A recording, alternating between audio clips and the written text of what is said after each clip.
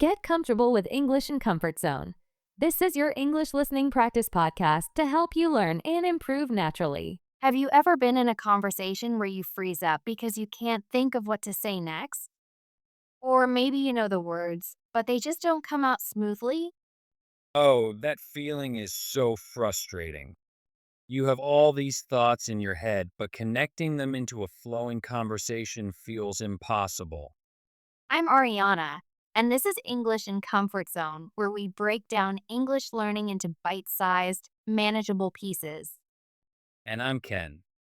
Today, we've put together every strategy, exercise, and technique we know to help your conversations flow more naturally.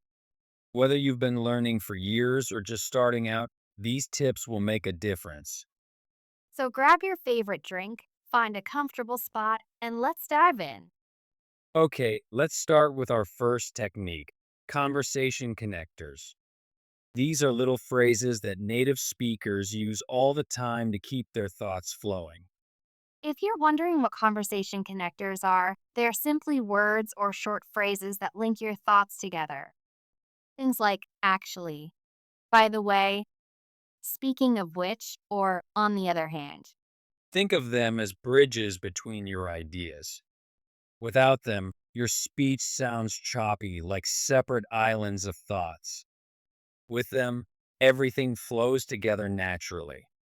Let me give you an example, which sounds more natural. I went to the store. I bought apples. Apples are my favorite fruit. I eat one every day. Or I went to the store and bought some apples. Actually, they're my favorite fruit, so I try to eat one every day. the second one flows much better, right? Those little words like and, actually, and so make a huge difference. Here's why these connectors are so powerful. Our brains naturally look for patterns and connections. When you use these linking words, you're helping your listener follow your thoughts more easily. It's like giving them a map of where your conversation is going. And when someone can follow your thoughts easily, they stay engaged and interested in what you're saying. Now, here's the problem with textbook English. Many textbooks teach you perfect grammar, but not how people actually talk. In real conversations, these connectors are everywhere. So, how do we fix this? First, start noticing these connectors when you listen to native speakers. In podcasts like this one, in movies, in YouTube videos, they're everywhere once you start looking for them. Try this simple exercise. Pick 3 connector phrases and challenge yourself to use them in conversations today. Maybe actually, anyway, and by the way. Just 3. Don't overwhelm yourself. Write them on a sticky note if that helps. The point isn't to sound perfect, it's to start making your speech flow more naturally. These small changes make a big difference. Let's move on to our second technique, speaking in chunks. This might sound strange at first, but it's going to change how you think about speaking English. Most language learners try to build sentences word by word, like putting together individual bricks. But native speakers actually use pre built chunks of language of phrases that naturally go together. Think about phrases like to be honest. The thing is, as far as I know, or it depends on. These are chunks that native speakers use without thinking. They don't construct them word by word. When you start using these chunks, two amazing things happen. First, you sound more natural immediately. Second, you can speak faster because your brain isn't working overtime to build every sentence from scratch. It's like cooking with pre chopped ingredients versus having to chop everything yourself. It saves mental energy and speeds things up. Here's how to practice this. First, start collecting useful chunks. When you hear a phrase that native speakers use often, write it down in your notebook. Not just the words, but the situation where you heard it. For example, I see what you mean is perfect for showing understanding even if you don't fully agree with someone. Or that reminds me when you want to change topics smoothly. Then practice using these chunks in your daily life. Even if you're just talking to yourself in English while doing chores, try incorporating these phrases. Speaking of practicing alone, let's talk about our third technique, the mirror conversation. This might sound a bit silly, but it's incredibly effective. The mirror conversation is exactly what it sounds like, having a conversation with yourself in front of a mirror. I know it feels awkward at first, but there's a reason actors and public speakers do this all the time. When you practice in front of a mirror, you're not just hearing your words, you're seeing how you look when you speak. Are you smiling? Do you look confident? Your facial expressions are a huge part of communication. Here's how to make this exercise really effective. Pick a topic, maybe your opinion on a movie you recently watched or what you did last weekend. Then just talk about it for 2 to 3 minutes. The first time might feel strange. You might run out of things to say after 30 seconds. That's completely normal. But with practice, you'll get more comfortable and be able to speak longer. What I love about this technique is that there's no pressure. No one is judging you or waiting for you to find the right word. It's just you practicing at your own pace. Try to use those conversation connectors and language chunks we talked about earlier. Record yourself if you can. It's amazing to listen back and hear your progress over time. Our fourth technique is about something many learners struggle with: thinking in English instead of translating in your head. This is a big one. When you're having a conversation and translating every sentence from your native language to English, it creates that hesitation, that unnatural pause that disrupts the flow. Exactly. Your brain is doing double the work thinking in one language, then converting to another. No wonder it feels exhausting. So, how do we break this habit? First, start with simple daily thoughts. When you wake up, try thinking, I'm hungry or I need coffee directly in English, not by translating. Build up gradually. Try describing what you see around you in English: the blue car, the tall building, the cloudy sky. These simple descriptions help your brain start processing in English. Another powerful exercise is to create English only zones in your day. For example, when you're cooking, you only think in English. When you're walking to work, English thoughts only. What happens over time is amazing. Your brain starts to build direct connections between concepts and English words, skipping the translation step entirely. And when that happens, your speech becomes more fluid, more natural, and you feel much more confident in conversations. Our fifth technique: rhythm and intonation. This is something many learners overlook, but it makes a huge difference in how natural you sound. English has a certain music to it, a pattern of stressed and unstressed syllables, rising and falling tones. When you master this rhythm, people understand you better, even if you make grammar mistakes. Think about it like dancing. You can know all the steps technically, but if you don't feel the rhythm of the music, something will always look a bit off. Let's take a simple sentence. I want to go to the store. In natural English, it would sound more like, I want to go to the store, with those capitalized words receiving more emphasis. Right. And if you stress different words, the meaning can actually change. I want to go to the store, emphasizing, I suggest that you, not someone else, want to go. While I want to go to the store, emphasizing store might mean you want to go to the store, not somewhere else. This is why intonation and rhythm matter so much. They convey meaning beyond just the words themselves. English is what linguists call a stress timed language, which means the stressed syllables tend to occur at regular intervals, and the unstressed syllables get squeezed in between. This is different from many other languages. which are syllable timed, where each syllable gets roughly equal time. If you speak a syllable timed language naturally, English rhythm might feel strange at first. Let me give an example. In natural English, comfortable often sounds more like comfortable with the middle syllables shortened. Or vegetable sounds like vegetable, not vegetable, with each syllable pronounced clearly. One simple way to practice this is through shadowing. Find a short audio clip of a native speaker, maybe from a podcast like this one, a YouTube video, or an audiobook. Listen to a sentence, pause, and repeat it, trying to match not just the words, but the rhythm and intonation exactly. Where does their voice go up? Where does it go down? Which words do they stress? I recommend starting with very short clips, maybe just 3 to 5 seconds long. Listen several times, then try to speak along with the recording, mimicking the exact rhythm. Gradually increase the length of the clips as you get more comfortable. This trains your ear to hear the patterns and your mouth to reproduce them. Another fun way is through music. English songs are perfect for feeling the natural rhythm of the language.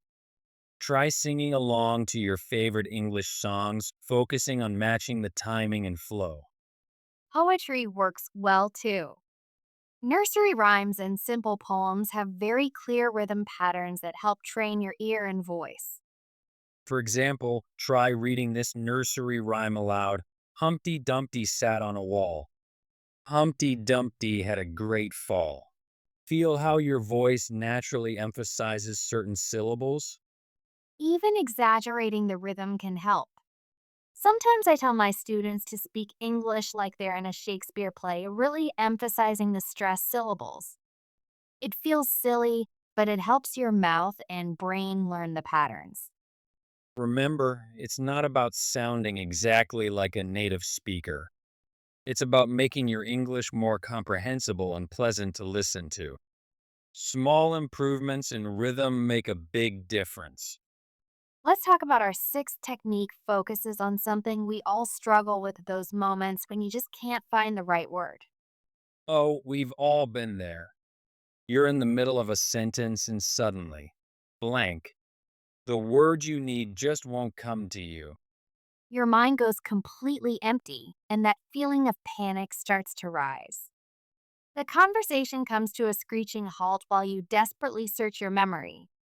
It's frustrating, right? And it happens to everyone, even in their native language. But there's a secret that fluent speakers know, workarounds. Exactly. It's not about never forgetting words, it's about knowing what to do when you inevitably forget them. Instead of freezing up when you can't remember a specific word, learn to describe what you mean. This keeps the conversation flowing naturally. For example, if you forget the word screwdriver, you could say the tool you use to tighten screws, or that thing you turn to put screws in the wall. Or if you can't remember humidifier, you might say the machine that puts water in the air when it's too dry. If you forget receipt, you might say the paper they give you after you buy something. These descriptions might not be elegant, but they keep the conversation moving. And often, the person you're talking to might offer the word you're looking for. There are certain phrases that are especially useful for these moments. Things like, it's a kind of, or it's similar to, or it's used for. Another useful strategy is approximation using a simpler word that's close to what you mean. If you forget exhausted, you could say very, very tired. Or if you forget renovate, you could say fix up or make better. These might not be perfect synonyms, but they communicate your meaning. There's also a useful phrase, what's the word for? This directly signals to the other person that you're searching for a specific term. Exactly. Saying, what's the word for when you feel nervous before a test, is much better than going silent or getting frustrated with yourself. Start practicing this skill consciously. Pick random objects in your home and try describing them without using their name. It's like playing a guessing game with yourself. Make it fun. Time yourself and see how quickly you can get someone to guess what you're describing without using the actual word. This skill is incredibly valuable because it keeps you in the conversation instead of falling silent or constantly reaching for a dictionary. The more you practice this skill, the less you'll fear those moments when a word escapes you. You'll know you can work around it and keep the conversation flowing. Our seventh technique is especially powerful, building your conversational vocabulary. There's a big difference between the words you need for reading or writing and the ones you need for smooth conversation. Conversational vocabulary includes fillers, reactions, and everyday expressions.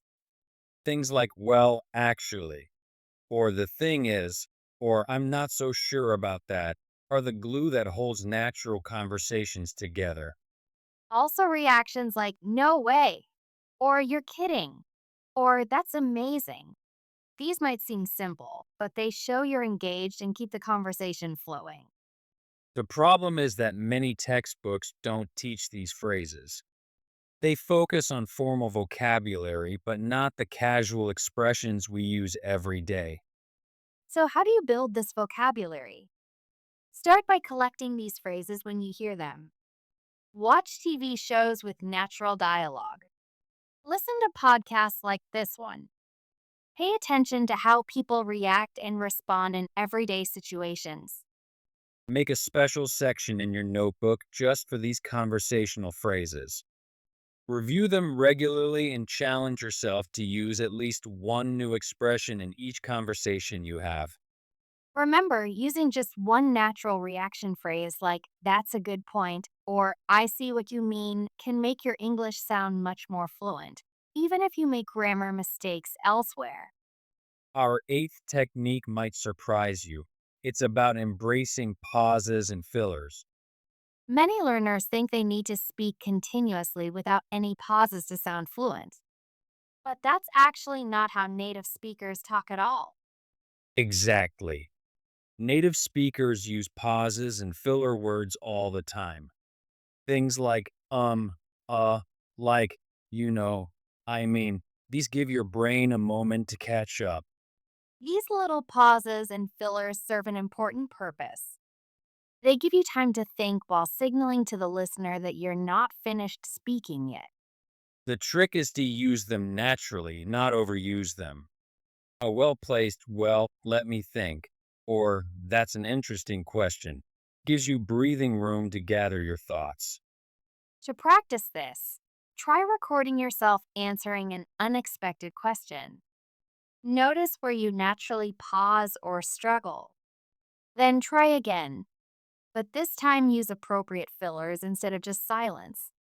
For example, instead of a long silent pause, say, well, that's a good question, or let me see. This sounds much more natural in English conversation.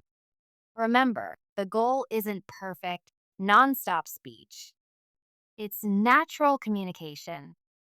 And natural speech has rhythm, which includes both sound and silence. Let's talk about our ninth technique, active listening for better conversation flow.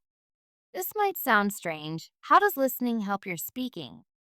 But actually, conversation is a two-way street. When you become a better listener, you become a better conversationalist overall. When you're really listening, not just waiting for your turn to talk, you pick up cues about where the conversation is going. You can prepare your response more effectively. Active listening involves small acknowledgments like nodding, saying, I see, or aha, or right to show you're following along. These tiny responses keep the conversation flowing. These little responses are called back channeling in linguistics, and they're crucial for showing engagement without interrupting the speaker. In English specifically, we use these back channels much more frequently than in many other languages. If you don't use them enough, a native speaker might think you're not interested or not understanding. That's a great point, Ken. And it's not just verbal cues that matter. Nonverbal backchanneling like nodding, raising eyebrows, or smiling at appropriate moments shows you're fully present in the conversation. Let me give a quick example of poor listening versus active listening. Poor listening might sound like this. Someone says, I had such a difficult day at work yesterday, and you immediately respond, Oh, I went to that new restaurant yesterday. Right. That response completely ignores what the person just shared. With active listening, you might say, That sounds tough. What happened? Or, I'm sorry to hear that. Was it because of that project you mentioned? Those responses acknowledge what was said and invite the person to continue on the same topic, creating that natural flow we're talking about. It also means asking follow up questions based on what the person just said, not changing the subject completely. This creates a natural back and forth rhythm. Follow up questions show you're genuinely interested. They can be as simple as why did you feel that way? Or what happened next? Or how did you handle that? Even when you don't understand something completely, asking for clarification is better than pretending to understand or changing the subject. You might say, Could you explain what you mean by that?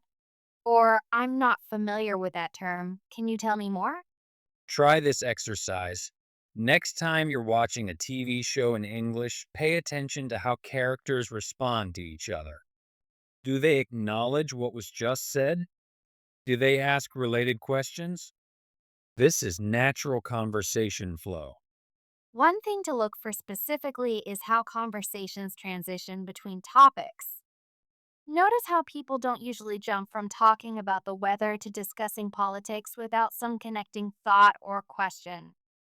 And pay attention to how much information people share before giving the other person a chance to respond. In English conversation, we tend to speak in shorter terms compared to some other languages. Then practice with a friend or language partner. Challenge yourself to ask at least one follow up question before changing the topic. You'll notice the conversation flows much more smoothly. Let's talk about our 10th technique, cultural context and its impact on conversation flow. This is something that doesn't get enough attention. Understanding the cultural norms behind English conversations can dramatically improve how naturally you communicate. Every language has invisible rules about conversations, how close to stand, how much eye contact to make, when it's appropriate to interrupt, and what topics are considered polite or impolite. For example, in some cultures, a longer pause between speakers is normal and comfortable.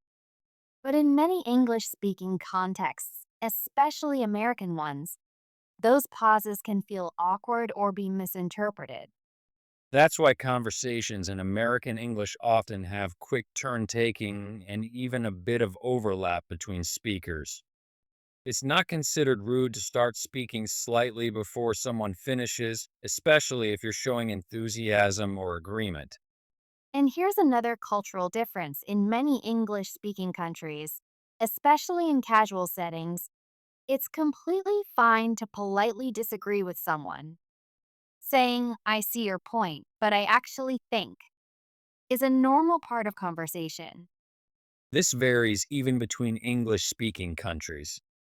British English tends to use more hedging language like perhaps or I wonder if, while American English is often more direct.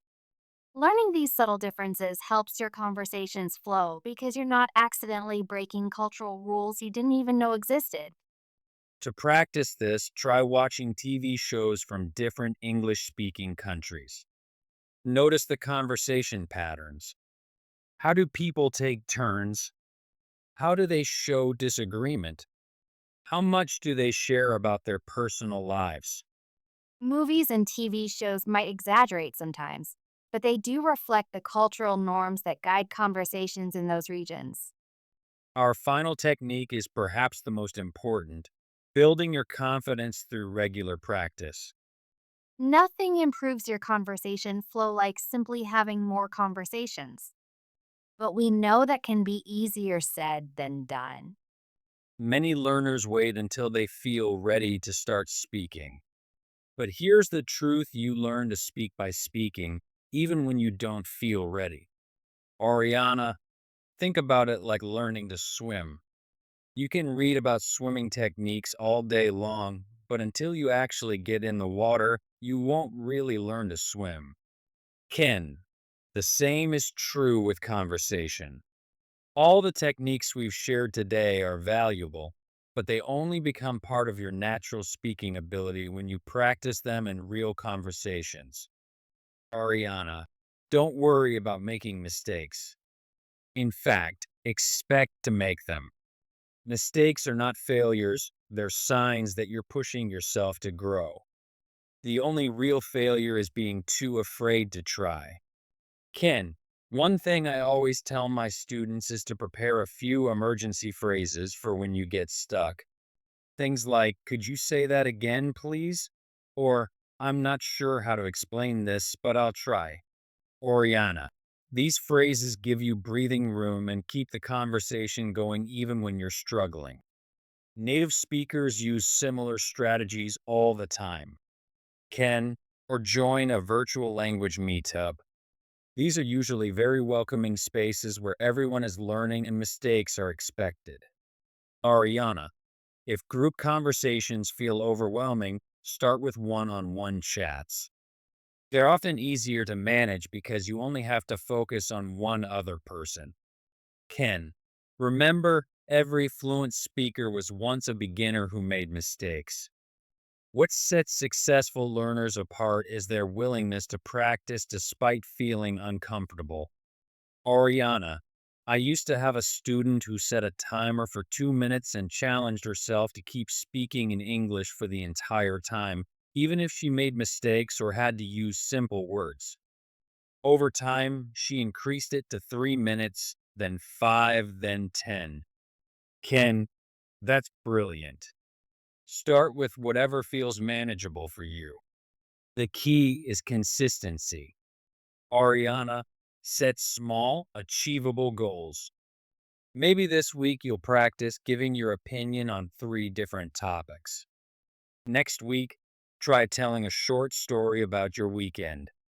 Ken, make your practice meaningful by talking about things you actually care about.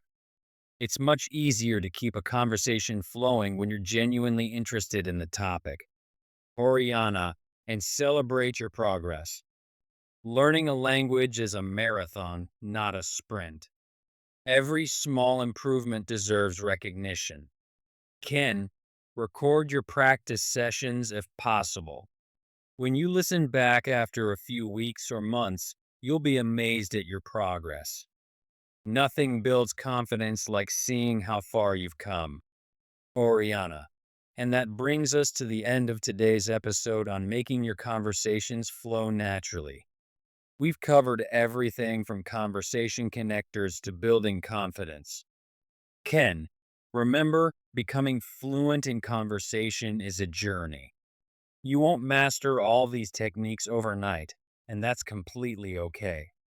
Oriana, start with just 1 or 2 techniques that resonated with you today. Practice them consistently for a few weeks, then add another. Small steps lead to big progress over time. Ken, we'd love to hear from you. Which of these techniques are you most excited to try? Let us know in the comments section. Ariana, and if you found this episode helpful, please share it with a friend who's also learning English. Together, you can practice these techniques and support each other's progress. Ken, don't forget to subscribe to English in Comfort Zone so you never miss an episode. We release new content every week to help you on your English learning journey. Oriana, thank you for spending time with us today. Remember, every conversation is practice, and every practice makes you better. You've got this. Ken, keep learning, keep practicing, and we'll see you in the next episode. Oriana, take care, everyone.